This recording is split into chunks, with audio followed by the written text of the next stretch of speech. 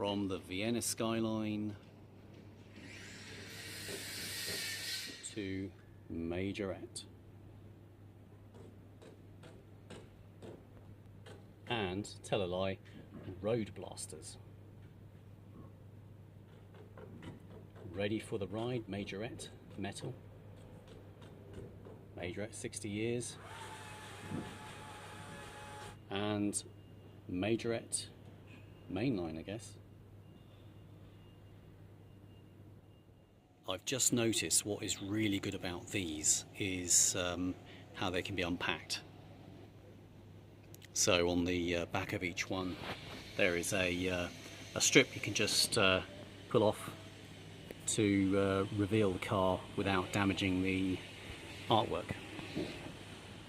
So this beautiful Mercedes, I've got a couple of other versions of this Mercedes from different diecast producers, and considering this is a really basic, it seems unbranded, unlicensed product, it's really good.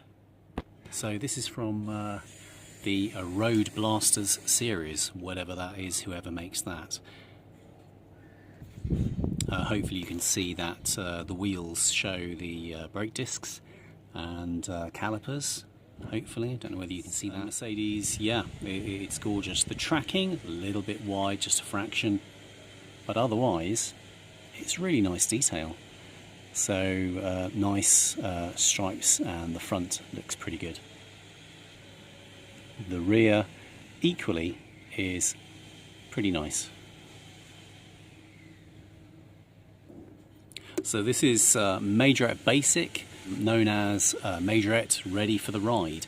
And until I visited Vienna, I had no idea that Majorette produced a range of different detail and qualities. So it seems that they've got Ready for the Ride, which is the really basic stuff.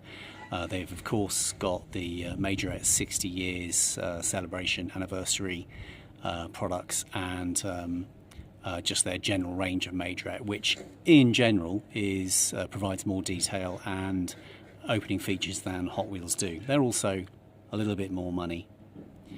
This, I love this. So this is Ready for the Ride Basic, and it's just the basicness of it which makes it look so stock.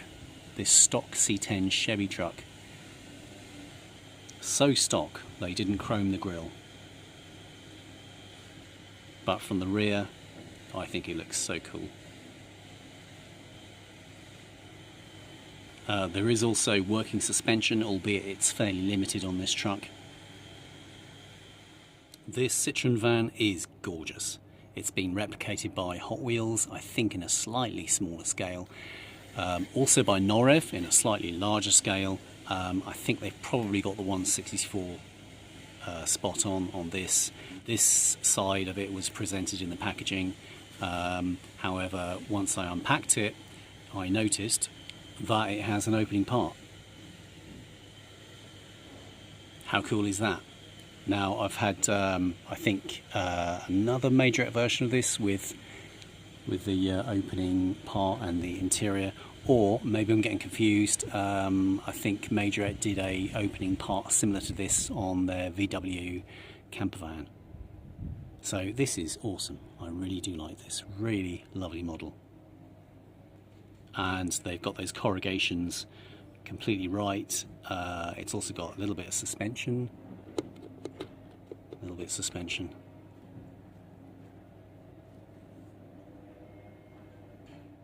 Mercedes 450 SL. This is such a cool car. Also in a 1/1 scale in real life, known as the Mercedes S-Class in the UK. When it was in its heyday in the mid-1980s, I guess, it looked like it was king of the road. And it's nice that you can have a little bit of play value with the opening door. Hopefully you can pick up the steering wheel, which is quite detailed, and the dash on this model. So this is yet another example of something that I struggled to find in the UK for a couple of years. I just did not come across it in shops. Majorette are not the most marketed vehicles in the UK. Neither are are any of the brands, which is really sad.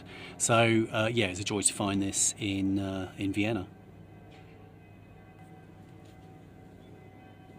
Shame the grille, the iconic grille, has not been chromed.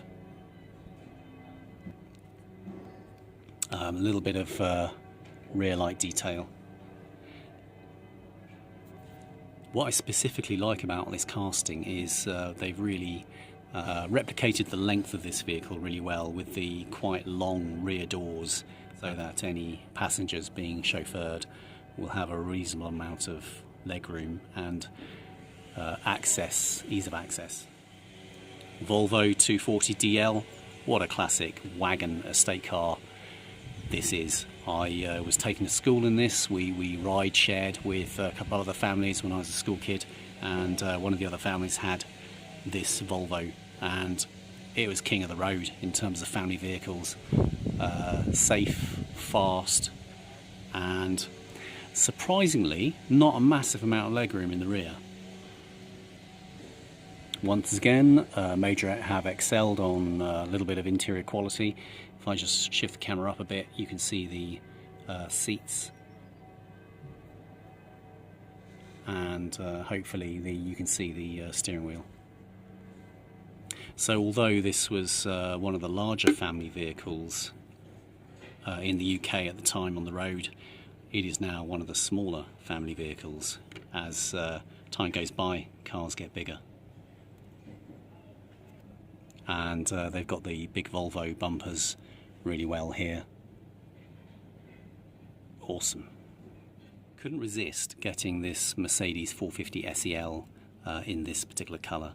What is nice about this compared to the yellow Majorette you've just seen is that there is no tempo writing on this. It's just a plain sort of stock colour.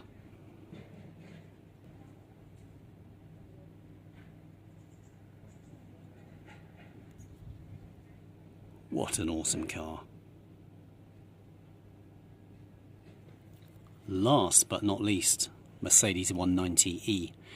This is by today's standards, a relatively small 4-seater saloon, and this version with the big spoiler is awesomely cool.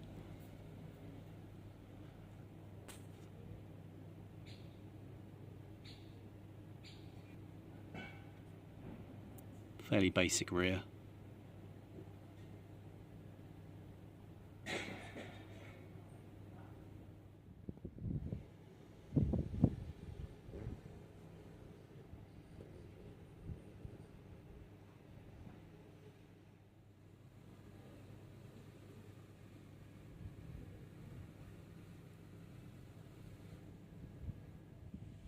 So what do you think of the makeshift garage that I've made here? So, well, I haven't made it. I've just borrowed it from the kettle stand in the hotel room. But I think it makes quite a nice garage. And no, I won't be taking it with me. I'll leave it in the room.